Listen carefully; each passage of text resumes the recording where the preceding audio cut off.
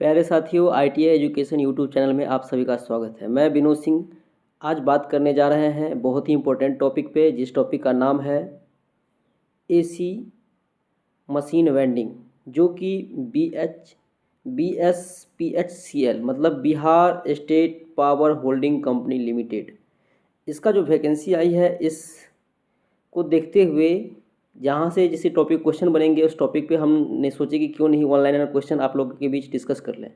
ये one liner question है, आप लोग को एग्जाम के टॉप ऑफ व्यू से बहुत ही हेल्पफुल होगा और इस वीडियो को आप लोग पूरा देखेंगे। ये आपको पॉइंटर वन लाइनर क्वेश्चन है। इसमें आपको क्या है कि जितने भी कम्पिटिटिव एग्जाम जैसे कि आपको BHPCL हो, चाहे रेलवे हो, DRDO हो, इसरो हो, सभी के लिए आपको ये हेल्पफुल होगा।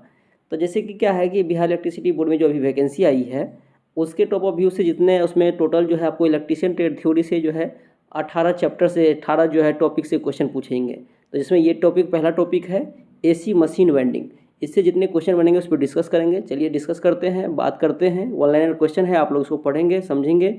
जहाँ अगर कोई त्रुटि होगा आप लोग कॉमेंट्स में ज़रूर बताएंगे। चलिए स्टार्ट करते हैं। ये जो आपको एग्ज़ाम जो हो रही है वो BHPCL का होगा, Bihar state power holding company limited. इसके अंतर्गत ये आपको जो है क्वेश्चंस बनेंगे। बात करते हैं, डिस्कस करते हैं। चलिए क्या कह रहा है,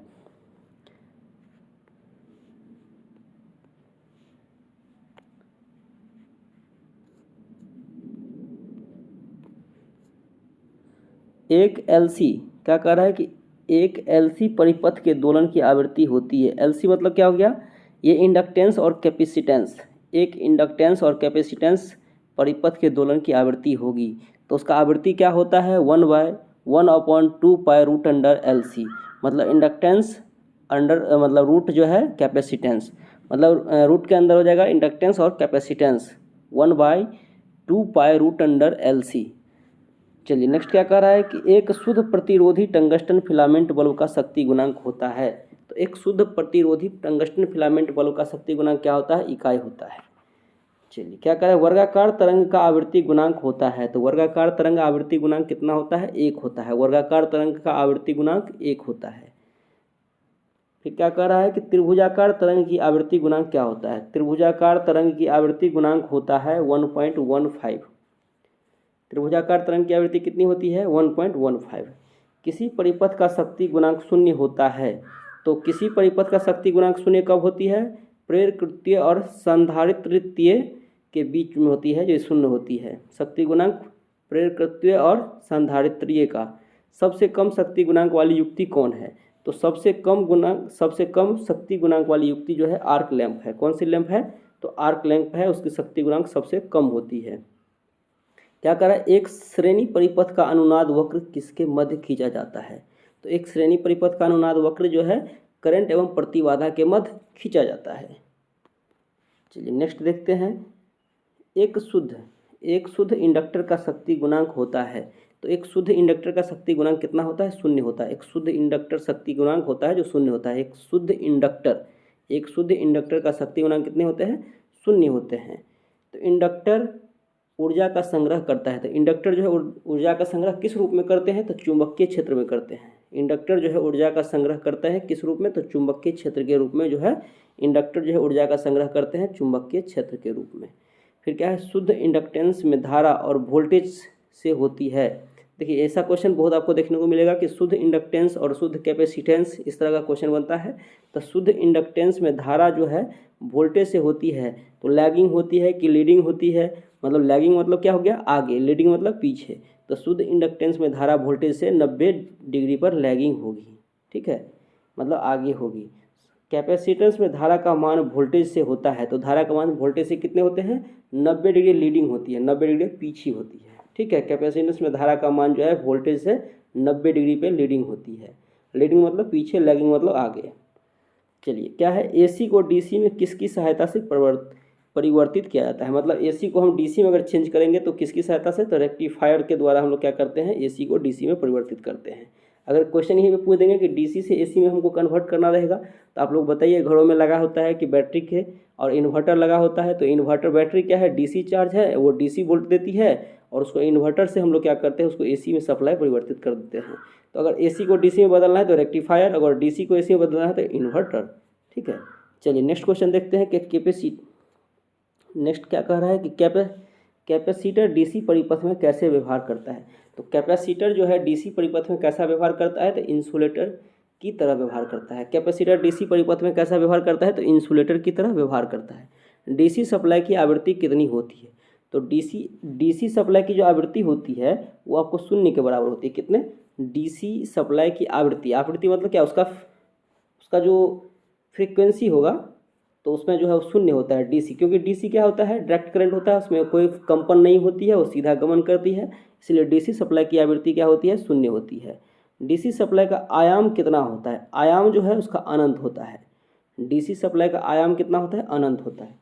तो पीक फैक्टर का जो है अगर फॉर्मूला निकालेंगे तो पीक फैक्टर कैसे निकालेंगे, पीक फैक्टर बराबर क्या होता है, पीक फैक्टर बराबर होता है अधिकतम मान बट्टे वर्ग माध्य मूल का मान, मतलब मैक्सिमम वैल्यू बट्टा आरएमएस वैल्यू, वर्ग माध्य मूल का मान जो होता है ये पीक फैक्टर निकालने का मैक्सिमम वैल्यू बट्टा आरएमएस वैल्यू।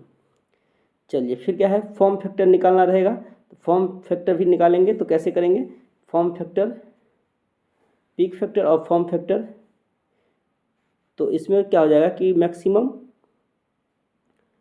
बट्टे प्रतिबाधा। एसी परिपथ का पावर फैक्टर क्या होता है, एसी परिपथ का पावर फैक्टर अगर निकालेंगे तो इसका क्या हो जाएगा, पावर फैक्टर प्रतिबाधा बट्टी ऊपर में क्या है मिट गया है, एसी फैक्टर का पावर फैक्टर अगर निकालेंगे तो मैक्सिमम वैल्यू बट्टे प्रतिबाधा। ठीक है, चलिए नेक्स्ट देखते हैं कि यदि एसी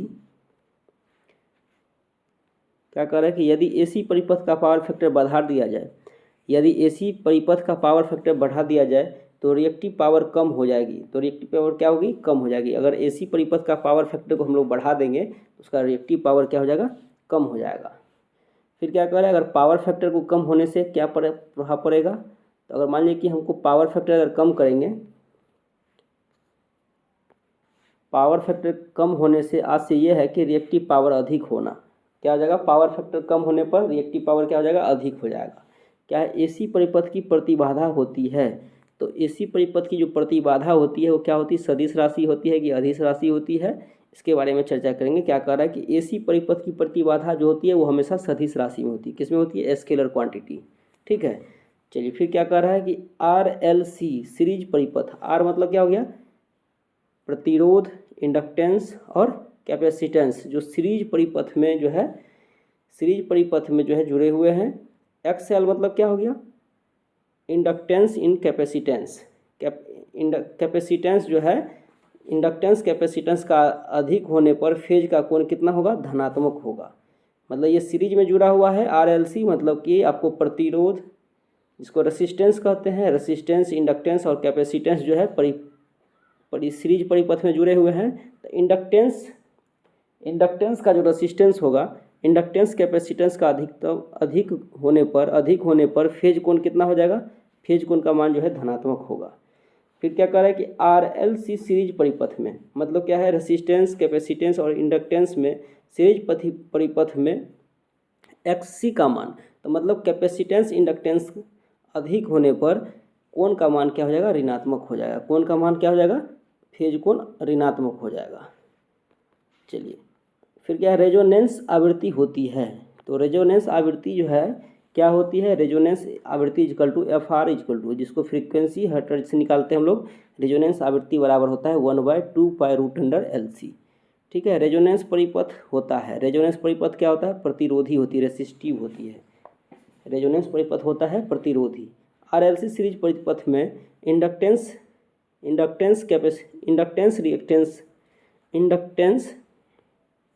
आरएलसी सीरीज परिपथ मतलब रेसिस्टेंस, इंडक्टेंस, कैपेसिटेंस सीरीज परिपथ में इंडक्टेंस का जो है अधिक होने पर पावर फैक्टर क्या हो जाएगा, लैगिंग हो जाएगा। इंडक्टेंस का मान, इंडक्टेंस अधिक होने पर पावर फैक्टर का मान क्या हो जाएगा, लैगिंग हो जाएगा। इंडक्टेंस का मान क्या हो जाएगा, पावर फैक्टर लैगिंग हो जाएगा। लैगिंग और लीडिंग में मतलब जानते हैं, लैगिंग मतलब आगे, लीडिंग मतलब पीछे की, मतलब उसका कम हो और आगे हो, ज़्यादा हो। फिर क्या कह रहा है कि आरएलसी सीरीज परिपथ में, आरएलसी मतलब रेसिस्टेंस, इंडक्टेंस, कैपेसिटेंस सीरीज परिपथ में एक्ससी अधिक होने पर पावर फैक्टर क्या हो जाएगा, लीडिंग हो जाएगा। एक्ससी मतलब क्या हो गया, कैपेसिटेंस, इंडक्टेंस। कैपेसिटेंस का जो मान हो जाएगा वो पावर फैक्टर लीडिंग करेगा। अब रेजोनेंस परिपथ का पावर फैक्टर होता है, तो रेजोनेंस परिपथ का जो है पावर फैक्टर क्या होता है, इकाई होता है। रेजोनेंस परिपथ का पावर फैक्टर इकाई होता है। आरएलसी सीरीज परिपथ में धारा का मान होता है। आरएलसी सीरीज परिपथ में धारा का मान कितना होता है, अधिकतम होता है। धारा का मान मतलब रेसिस्टेंस, इंडक्टेंस और कैपेसिटेंस सीरीज परिपथ में जो रहेगा तो उसका धारा का मान क्या हो जाएगा, अधिकतम हो जाएगा। अगर यहीं पर क्या हो जाएगा, सीरीज परिपथ में प्रतिबाधा होती है किसका, आरएलसी सीरीज परिपथ में प्रतिबाधा होती है निम्नतम होती है। फिर क्या कह रहा है कि आरएलसी सीरीज परिपथ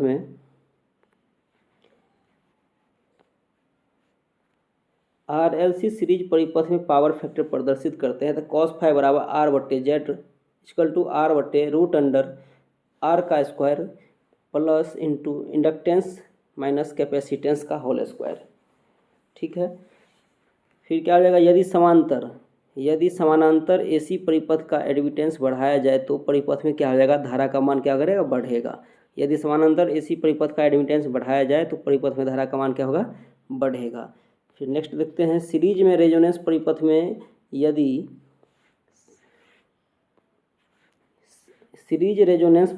यदि सप्लाई आवृत्ति रेजोनेंस आवृत्ति से कम हो तो परिपथ में क्या हो जाएगा, परिपथ में होगा कैपेसिटिव परिपथ हो जाएगा। यदि सप्लाई आवृत्ति सीरीज रेजोनेंस आवृत्ति से अधिक हो तो परिपथ होगा इंडक्टिव। देखिए कैपेसिटिव और इंडक्टिव क्या होता है, कैपेसिटिव मतलब XC और इंडक्टिव हो जाएगा XL। ठीक है। तो यहाँ पे क्या कह रहा है कि यदि सप्लाई आवृत्ति सीरीज रेजोनेंस से आवृत्ति से अधिक हो तो परिपथ क्या हो जाएगा, इंडक्टिव हो जाएगा। अगर सप्लाई आवृत्ति रेजोनेंस आवृत्ति से कम हो तो वो कैपेसिटिव हो जाएगा। यहाँ पे क्या कर रहा है, यदि सप्लाई आवृत्ति रेजोनेंस आवृत्ति से कम हो तो परिपथ होगा कैपेसिटिव।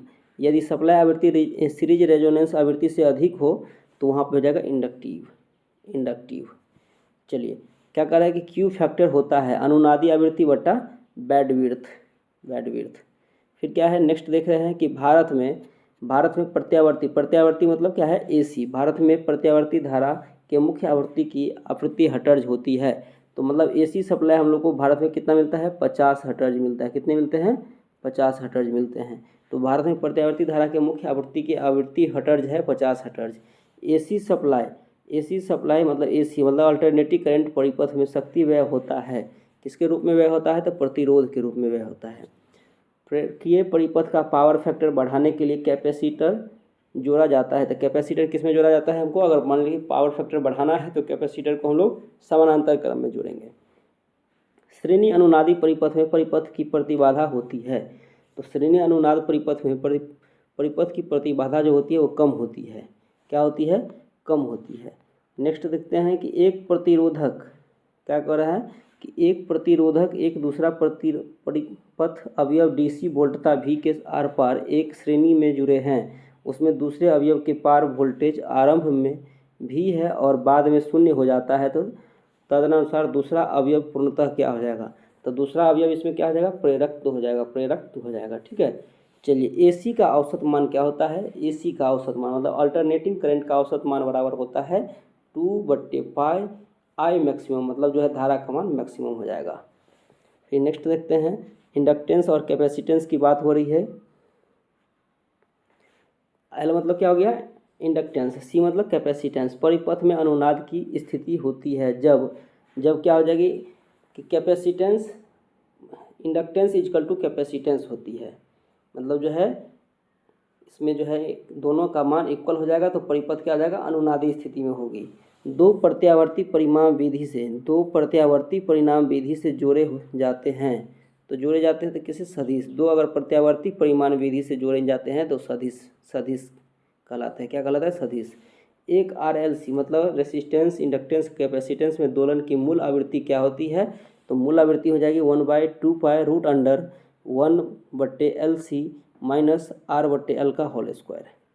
ठीक है। एक एसी परिपथ में किलोवाट की तुलना में किलो वोल्ट एम्पियर रेसिस्टेंस का कम मान निर्देशित सूचित करता है। तो क्या हो जाएगा, अधिक पावर फैक्टर हो जाएगा। क्या हो जाएगा, पावर फैक्टर क्या हो जाएगा, अधिक हो जाएगा। फिर क्या कह रहा है कि प्रवेशिया मतलब एडमिटेंस होता है, एडमिटेंस बराबर क्या हो जाएगा, 1/प्रतिबाधा। एडमिटेंस बराबर क्या हो जाएगा 1/प्रतिबाधा। एडमिटेंस बराबर 1/प्रतिबाधा। RLC परिपथ में R का मान कितना होगा, कितना होने पर क्षणिक धारा दोलनी हो जाएगी, दोलनी होती है, तो 2√L/C से कम होना चाहिए। RLC परिपथ में R का मान कितना होने पर क्षणिक धारा दोलनी होती है, तो दोलनी तो 2√L/C से कम होनी चाहिए। फिर आगे क्या कह रहा है कि AC परिपथ में, AC परिपथ का शक्ति गुणांक किससे दर्शाया जाता है, तो AC परिपथ का शक्ति गुणांक हमको दर्शाते हैं R/Z से, R/Z से। Z मतलब प्रतिबाधा हो गया, R हो गया रेसिस्टेंस। फिर क्या है, समानांतर परिपथ में यदि कुंडली की वितरित धारिता अधिक है तब इसका क्या हो जाएगा, अनुनाद आवृत्ति अधिक होगा। अनुनाद आवृत्ति क्या हो जाएगा, अधिक हो जाएगा। समानांतर परिपथ में यदि कुंडली की वितरित धारिता अधिक है तब इसका अनुनाद क्या हो जाएगा, आवृत्ति से अधिक होगा। एक AC परिपथ में I sin phi कहलाता है, क्या होता है, वाटलेस कंपोनेंट कहलाता है, वाटलेस कंपोनेंट। श्रृंखला अनुनादी परिपथ में आधी शक्ति आवृत्ति पर प्रतिबाधा कितनी होगी, तो √2R। श्रृंखला अनुनादी परिपथ में आधी शक्ति आवृत्तियों पर प्रतिबाधा कितनी होती है, √2R के बराबर होती है। आगे है समानांतर परिपथ में, समानांतर परिपथ में कुल धारा फेज में चली जाएगी तब क्या हो जाएगा, I capacitance equal to I sin phi, I capacitance equal to I sin phi। फिर क्या कर रहा है कि प्रत्यावर्ती धारा परिपथ का शक्ति गुणांक है, प्रत्यावर्ती धारा परिपथ का शक्ति गुणांक क्या है, वास्तविक शक्ति बटा आभासी शक्ति। प्रत्यावर्ती धारा परिपथ का शक्ति गुणांक है वास्तविक शक्ति बटा आभासी शक्ति। फिर क्या कर रहा है कि RL मतलब रेसिस्टेंस और इंडक्टेंस श्रेणी परिपथ में अनुप्रयुक्त वोल्टता और परिपथ धारा के बीच कालांतर कब बढ़ जाएगा, तो जब जो है इंडक्टेंस बढ़ेगा तब कालांतर इसका बढ़ जाएगा। फिर क्या कर रहा है आगे कि एक श्रेणी, ये श्रेणी में जुड़ा हुआ है, एक श्रेणी RLC परिपथ में प्रेरक की, एक श्रेणी RLC परिपथ में प्रेरक के सापेक्ष वोल्टेज अधिकतम होगा जब क्या हो जाएगा, अनुनाद आवृत्ति क्या हो जाएगा, तुरंत बाद हो जाएगा। तो अनुनाद आवृत्ति के तुरंत बाद क्या हो जाएगा, सापेक्ष वोल्टेज अधिक हो जाएगा। एक RC परिपथ में प्रतिरोध बढ़ाने पर फेज कोण का मान क्या होगा, तो फेज कोण क्या हो जाएगा, घटेगा। जब क्या होगा, प्रतिरोध बढ़ाएंगे तो फेज कोण का मान क्या हो जाएगा, घट जाएगा। किस में, RC परिपथ में। RC मतलब क्या, रेसिस्टेंस कैपेसिटेंस परिपथ में प्रतिरोध बढ़ाने पर फेज कोण का मान क्या हो जाएगा, घटता है। फिर क्या है, किसी प्रत्यावर्ती तरंग का आवृत्ति गुणक, मतलब प्रत्यावर्ती तरंग मतलब क्या, AC तरंग की बात हो रही है। आवृत्ति तरंग जो है आकृति क्या है, किसी प्रत्यावर्ती तरंग का आकृति गुणक होती है, तो आकृति गुणक बराबर होता है RMS मान बट्टे औसत मान, मतलब ये हो जाएगा RMS मान बट्टे एवरेज मान। नेक्स्ट है धारावाही चालक। फिर क्या कर रहा है, ये लास्ट है, इसमें देखेंगे क्या कर रहा है कि धारावाही चालक में उत्पन्न ऊष्मा निर्भर करता है। तो धारावाही चालक में उत्पन्न ऊष्मा किस पर निर्भर करते हैं, तो धारा की प्रकृति पर, AC अथवा DC पर। धारावाही चालक में उत्पन्न ऊष्मा जो है निर्भर करते हैं वो धारा की प्रकृति, चाहे वो AC हो या DC हो। चलिए यहीं पे इस टॉपिक को ख़त्म करते हैं, पुनः मिलते हैं नेक्स्ट वीडियो में। और विशेष ये कहना चाह रहे हैं कि आपको हर टॉपिक से ऑनलाइन क्वेश्चन हम यूट्यूब पे डालेंगे, रेगुलर डालेंगे 4 बजे तक। आप लोग को जो है इंतज़ार रहेगा इस वीडियो का,